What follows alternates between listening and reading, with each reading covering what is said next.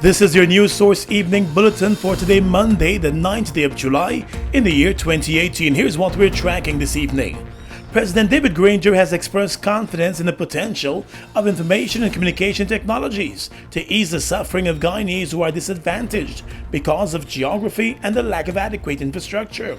He made the remarks this morning at the opening of a 6-day Caribbean ICT conference and roadshow here in Guyana.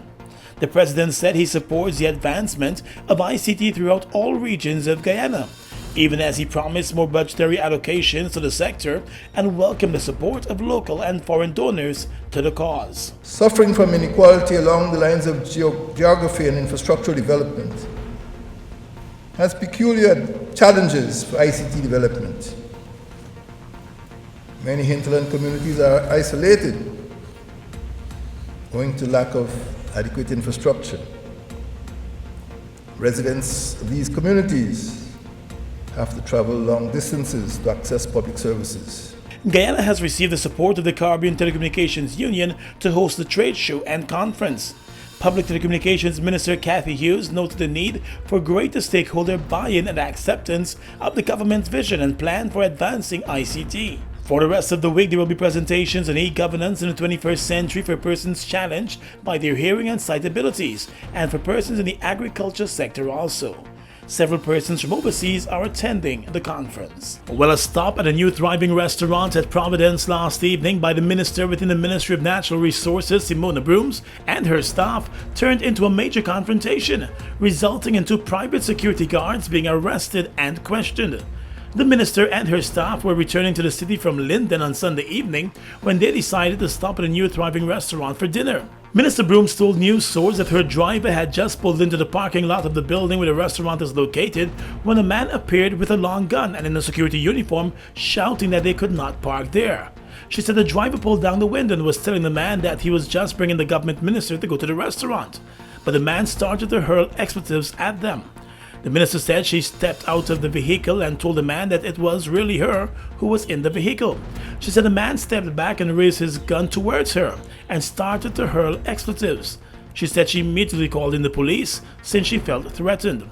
News source understands that the police eventually came on the scene and arrested the security guards. They have since been released on their own recognizance. There are reports this evening that the acting police commissioner may have ordered the release of the 2 security guards. It was another weekend and another attempt to smuggle prohibited items into the Lusignan Prison. Acting Prison Director Gladwin Samuels reported that just after 2:30 on Sunday afternoon, a man who arrived at a checkpoint outside the prison to deliver clothes and footwear for a prisoner ran from the scene as prison security was preparing to inspect the items. Prison officials realized that a pair of shoes appeared bulky. As soon as they picked up the shoes to examine them closely, the man who had brought the shoes for the prisoner bolted from the scene. At the bottom of the shoes, the prison officers found 4 packs of cigarettes and 108 grams of marijuana. They have provided a description of the man to police investigators. And yesterday also, while conducting regular searches of the prison yard at the same Lusignan prison, officers discovered a black bag in the drain close to one of the pig pens. When they inspected it, they found several grams of marijuana and other prohibited items.